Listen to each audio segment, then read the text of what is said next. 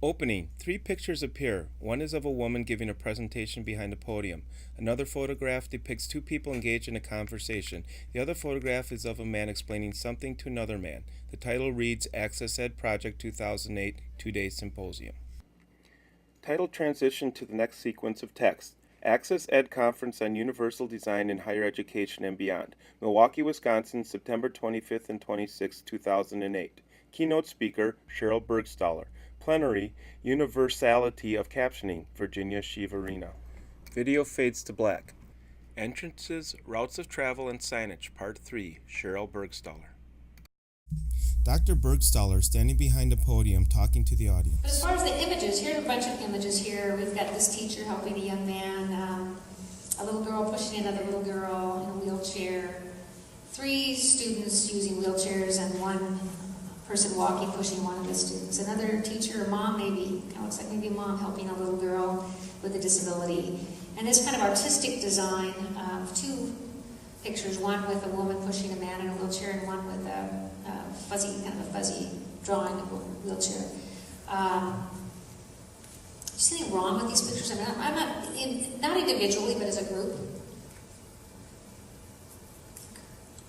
One of the things you see a lot, and it's not glaring here, is the person in the wheelchair is dependent. You're not showing him being the active person. Yeah. And often in all of these, there's the teacher. So the teacher's helping the student. Notice the two little girls here, two cute little girls. Even there, one little girl is helping the other little girl. There's nothing that's wrong with that, so don't get me wrong on this. But it seems like most pictures are, or often pictures show that, or they're kind of isolating. They're just a picture of one individual with a wheelchair. Contrast that with these pictures. We've got a young man in a wheelchair playing ping pong with someone who's walking. Also, if they're engaged with another person in a game or something, often it's two disabled kids, wheelchair tennis or something. Again, there's nothing wrong with that, but I think we can all do a service to diversity by thinking of what the pictures show. When they say, I like this little picture here, these two little girls, to me they look like great friends.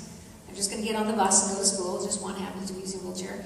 I don't know what these people are doing, but outside in the sand on a beach somewhere, and these kids are playing in the left-hand corner there and engaging with one another. And then here's a young family. One person is using a wheelchair. Again, here's a wheelchair user in a family type grouping. And then here's a young woman dancing.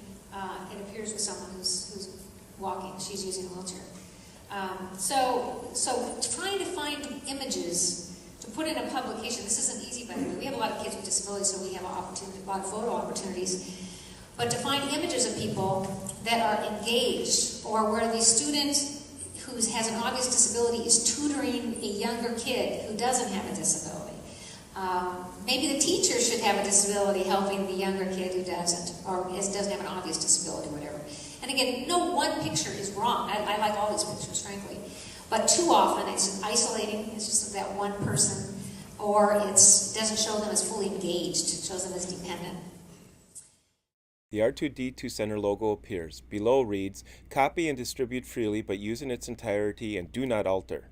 Access Ed Project Copyright 2009, Rehabilitation, Research, Design, and Disability, R2D2 Center. Please visit us at access-ed.r2d2.uwm.edu. The Access Ed project is supported in part by the U.S. Department of Education's Office of Post-Secondary Education, PR Award number P33A050090.